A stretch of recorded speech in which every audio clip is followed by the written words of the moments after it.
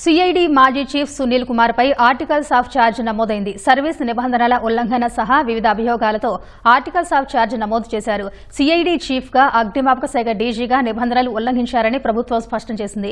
ప్రభుత్వానికి తెలియకుండా పలుమార్లు సునీల్ విదేశీ పర్యటనకు వెళ్లారని పేర్కొంది. జార్జియా పర్యటనకు అనుమతి తీసుకుని యూఏఈకి వెళ్లారని ప్రభుత్వం తెలిపింది. ప్రభుత్వానికి తెలియకుండా మరోసారి స్వీడన్ వెళ్లినట్టు వెల్లడించింది. వెయిటింగ్ లో ఉన్నప్పుడు అనుమతి లేకుండా అమెరికా వెళ్లారని మూడో ఛార్జ్ నమోదు చేసింది. అలాగే 2022లో మరోసారి జార్జియా పేరుతో యూఏఈ వెళ్లారని పేర్కొంటూ నాలుగో ఛార్జ్ నమోదు చేసింది.